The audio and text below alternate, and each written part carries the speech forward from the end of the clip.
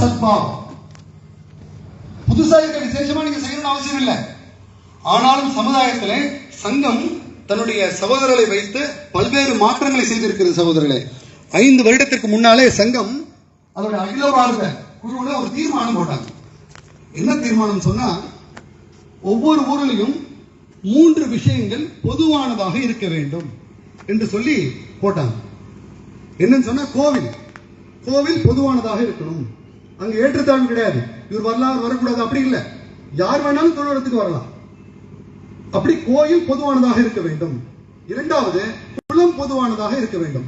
அது குடிநீர் குளமாக இருக்கலாம், குளிக்கிற குளமாக இருக்கலாம். அது பொதுவானதாக இருக்க வேண்டும். இது இன்னாரோட குளம், இது வரணும், இது வரக்கூடாது அப்படி இல்லை. அது பொதுவானதாக இருக்க வேண்டும். 3வதாக சுடுகாடு, இடுகாடு, அது பொதுவானதாக இருக்க வேண்டும் என்று ஒரு தீர்மானம் செய்தார்கள். பிற இயக்கங்களை தீர்மானம் போட்டு விட்டுருவாங்க அதோட. ஆனா சங்கத்தை அந்த தீர்மானம் போட்டதுக்கு பிறகு போட்டு 5 வருஷம் ஆகுது. இது வரைக்கும் சகோதரர்களே 3683 கிராமங்கள்ல இது ஏற்றத்தாழ்வு இருந்த இடங்கள்ல சங்க பணி செய்து அங்கே இது 3ம் பொதுவானதாக ஆக்கியுள்ளோம். இன்றைக்கு அந்த கிராமங்களில் இந்த 3ம் பொது, வேறுபாடு இல்லை. எப்பேற்பட்ட வளர்ச்சி என்று பாருங்கள். இதுதான் சங்கம். மாற்றத்திற்கு அடிகோடுறது இதுதான். இதுதான் சமுதாய நல்லிணக்கம். என்னுடைய சிவகங்கை பக்கத்தில் கண்டதேவின்னு ஒரு இடம். நீங்க தெரியாதவங்க நியூஸ் பேப்பர் இருந்தா பழைய நியூஸ் பேப்பர் படிக்கலாம், இல்லை கூகுள் பண்ணுங்க. கண்டதேவி என்ற ஒரு இடம். அங்க புகழ்பெற்ற சிவாலயம் இருக்கு. நூற்றுக்கணக்கான ஆண்டுகளுக்கு முந்தையது. முக்தீஸ்வரர் என்று பேர். அந்த ஆலயம் 17 வருடங்களாக அந்த ஆலயத்துடைய சிறப்பாக இருக்கக்கூடிய தேர் திருவிழா 17 வருடம் நடக்கல. 17 வருடம் நிறுத்தி வச்சாங்க. காரணம் என்ன? 2 சமுதாயத்துக்கு இடையில சிக்கல்கள், கருத்து வேற்றுமை, அதனால ஏற்பட்ட சண்டை. அதனால 17 வருடம் அரசாங்கம் என்ன செஞ்சது? 2 பேரும் மொத்தமா பூட்டி சாவியை தாங்கையில வச்சிருச்சு. 17 வருஷம் இல்ல. சங்கம் அந்த இடத்துல போய் வேலை செஞ்சது. 3 வருடம் கடினமான வேலை. அந்த 2 சமுதாய மத்தியில் வேலை செஞ்சது மட்டும் இல்ல, அங்க இருக்கக்கூடிய 47 சமுதாய தலைவர்களை ஒன்றிணைத்து அவர்கள் வேலை செஞ்சது. நான் இப்ப சொன்னது வந்து ஒரு நிமிஷம் சொல்லி முடிச்சிடறேன். ஆனா சங்கம் 3 வருடம் வேலை செஞ்சிருக்கு பின்னாடி. அவங்களுக்கு மனமாற்றம் ஏற்படுத்துவதற்காக தொடர்ந்த ரீதியில அவங்களிடம் சென்று சொல்லி விஷயங்களை மனமாற்றத்தை ஏற்படுத்தி 2 சமுதாயம் ஒத்து வந்து நாங்கள் தேர் திருவிழாவை எந்த விதமான பிரச்சனையும் இல்லாமல் நடத்துவோம் என்று சொல்லி அவங்க தீர்மானம் போட்டாங்க. ஆனா பாருங்க, இந்த அரசாங்கம் இல்ல முடியாது, நீங்க சண்டை போட்டுருவீங்க அப்படின்னு சொல்லி அவன் நிறுத்தான். ஆர்டர் கொடுக்கல, HRNC கொடுக்கல. யோசித்து அந்த சமுதாய தலைவர்களே அவன் நீதிமன்றத்தை நாட சொல்றோம். மதுரையில் இருக்கக்கூடிய மெட்ராஸ் ஹைகோர்ட் பெஞ்ச் அதை போய் பிரான்ச் போய் நாடுறாங்க. அதன் மூலமாக வரலாற்று தீர்ப்பு வந்தது. பாருங்க, நீங்க சூழ்நிலை எப்படி பாருங்க. ஒன்னு நீதிமன்றம் போய் தான் வாங்க வேண்டிய அவசியம். நீதிமன்றத்தில் வரலாற்று தீர்ப்பு வந்தது.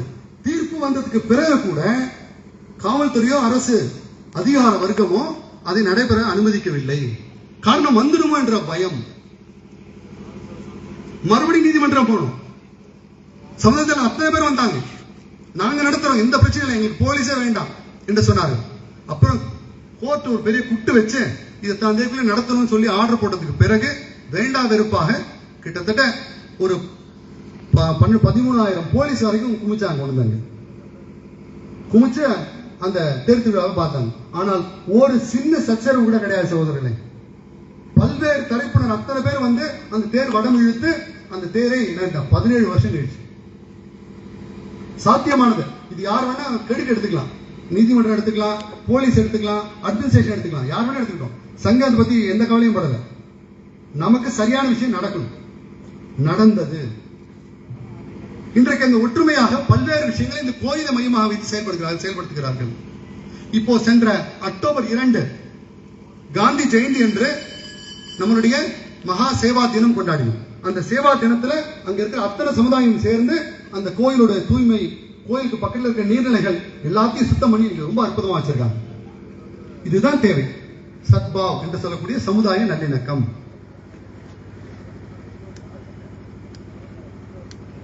அஞ்சு வரல 4 வரை சொல்லிட்டேன்னா, ஃபர்ஸ்ட் குடும்ப பிரபோதன், குடும்ப நலன் சொல்லிட்டேன். அடுத்ததாக குடிமகன் கடமைகள் சொல்லியிருக்கேன். 3வதாக பரியாவரம், அது சொல்லியாச்சு. பரியாவரங்கிறது சுற்றுச்சூழல் பத்தி உள்ளது. இன்னொன்னு சமுதாய நல்லிணக்கம்.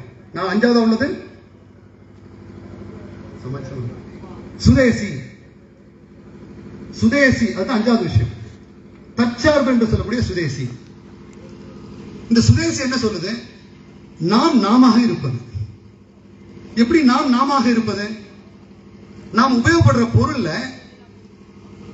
நம்ம நாட்டுடையதா, இது நம்ம நாட்டில் உற்பத்தியானதா, இது என்னுடைய பகுதியை சார்ந்ததா என்று சொல்லி அந்த பொருளை உபயோகப்படுத்துவது. சுதேசிக்கு தற்சார்புக்கு களமே எங்கன்னு சொன்ன வ.உ. சிதம்பரம், கப்பலோட்டிய தமிழன், ஆங்கிலேய கிறிஸ்தவ ஏகாதிபத்தியை எதிர்த்து சுதேசியாக என் நாடு தன்னறிவு, என் நாடு கப்பல் விடும், அது மூலமாக வாணிபத்தில் ஈடுபடும் என்று சொன்ன அந்த வ.உ. சிதம்பரனார் தான் அதுக்கு அடிப்படை. அந்த சுய, அந்த ஸ்வ என்ற வார்த்தை, அந்த சுதேசி என்ற வார்த்தை. இந்த 5வது விஷயம் சுய தர்மமா இருக்கலாம். சுதர்மம் என்று சொல்லக்கூடிய என்னுடைய தர்மம் எல்லாத்திலும் ஸ்வ இருக்கணும்.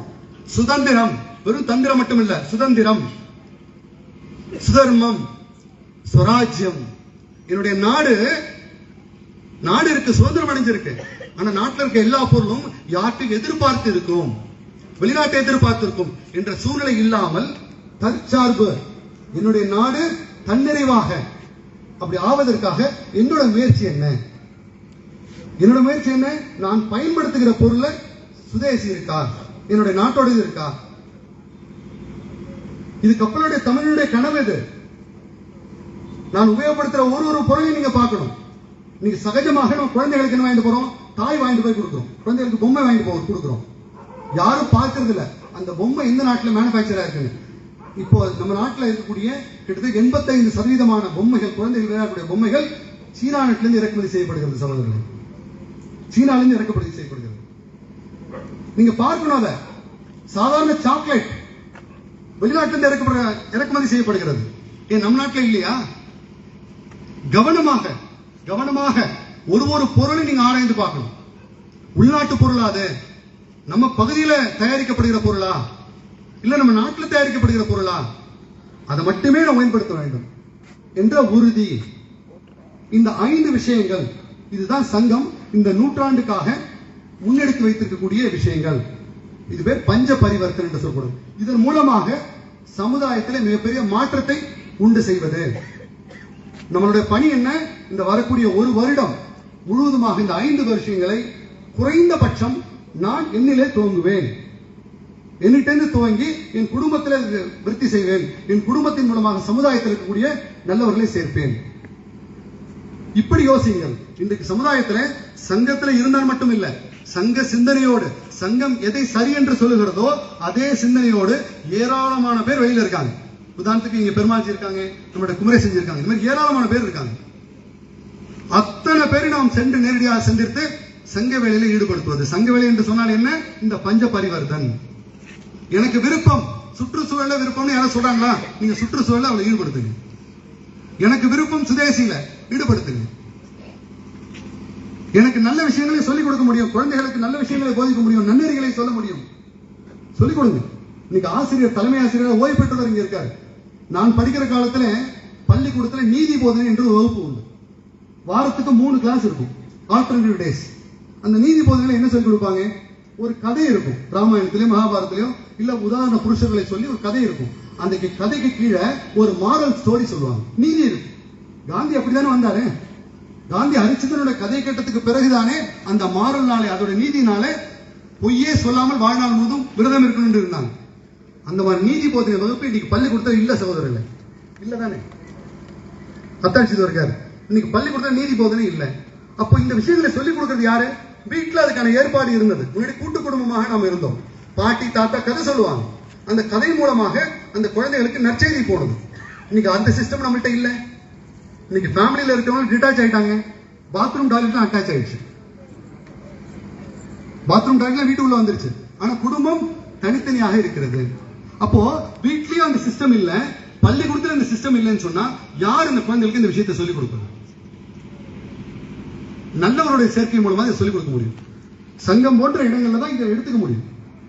அப்ப இந்த விஷயங்களை எடுத்து போவதற்கு இந்த மாதிரி சிந்தனை உள்ளவர்களை ஈடுபடுத்துங்கள், அவர்களை ஒன்றிணையுங்கள். அதன் மூலமாக சங்கத்தினுடைய வளர்ச்சி ஏற்படுத்த முடியும். இன்னைக்கு சங்கம் அதோட வளர்ச்சி எப்படின்னு சொன்னா ஒரு ஷாக்கால ஆரம்பிச்சது. இன்னைக்கு 90,000 ஷாக்கா இன்னைக்கு நாடு முழுக்க சங்கத்தினுடைய கிளைகள் இருக்கு. ஷாக்கான கிளை 90,000 ஷாக்கா. நம்மளுடைய நூற்றாண்டு இலக்கு என்ன? 1,00,000 ஷாக்கா.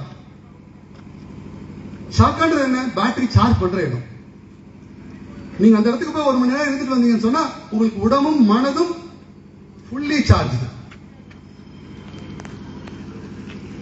அப்ப நீங்க உணர்வு மிகுந்தவராக, உற்சாகம் தருவராக, சமுதாயத்துக்கு லீடர்ஷிப், சமுதாயத்துக்கு என்ன தேவை இருக்கு? இப்போ நல்ல லீடர்ஷிப் தேவை இருக்கு. அந்த லீடர்ஷிப் குவாலிட்டி தயாராகிற இடம் நம்முடைய ஷாக்கா. இப்படியாக உருவாக்கக்கூடிய இடங்கள், அந்த இடத்துக்கு வெளியில சமுதாயத்தில் இருக்கக்கூடிய நல்ல சக்திகளை ஒன்றிணைக்கிற வேலை நாம் செய்ய வேண்டும். சகோதரர், உங்களுக்கு முன்னாடி இருக்கக்கூடிய விண்ணப்பம் இதுதான்.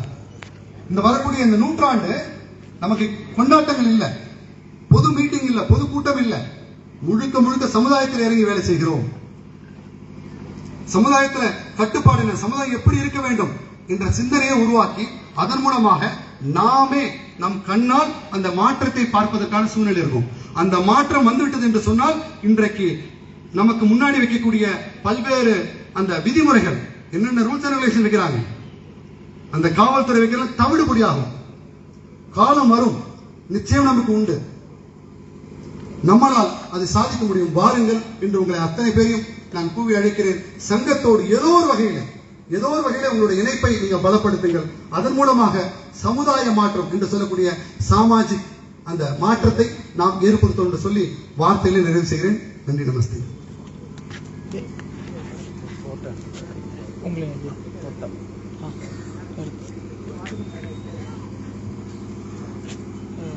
ஒரு பொதுவான குறிப்பு நிகழ்ச்சியினுடைய நிறைவுல இருக்கணுமோ, இப்போ துவஜம் இறங்கினதுக்கு அப்புறம் வீக்கிற கிடைச்ச உடனே அமைதியா கலைந்து செல்லணும். நம்ம இருந்துட்டு இருக்க இருக்கைகளை அப்படி ஓரமா அடுக்கி வச்சிடணும். இந்த ஃபர்ஸ்ட் இந்த வடக்கு பகுதியில் இந்த தெருப்பக்கம் இருக்கக்கூடிய பொதுமக்கள் அப்படி மெல்ல கலைஞ்சு போகணும். அதுக்கப்புறம் ரெண்டாவது நம்ம லேட்டா தான் நம்ம கலைஞ்சு போகணும். அது போக இப்போ இரவு உணவு ஏற்பாடு இருக்கு, சிவன் கோயில்ல சாப்பிட்டுட்டு போயிடலாம். பக்கத்துல விஜயபாரதம் அந்த புஸ்தக விற்பனை நிலையம் இருக்கு. இன்னைக்கு இப்போ புஸ்தகம் வெளியிட்டாங்கல்ல, அது விற்பனைக்கு கிடைக்கும். அதெல்லாம் நம்ம வாங்கி பயன்பெறுவோம். மற்றபடி இதெல்லாம் முடிச்ச உடனே நம்ம நகர் உபநகர் பொறுப்பாளர்கள் எல்லாருமே இந்த மேடைக்கு முன்னால வந்து நம்ம வெள்ளப்பாண்டியரனை பார்க்கணும்.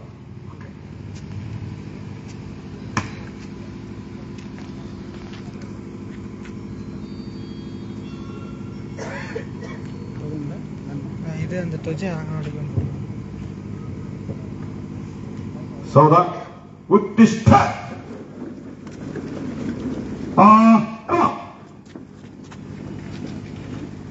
संग तक्षा ध्वजप्राम 1 2 3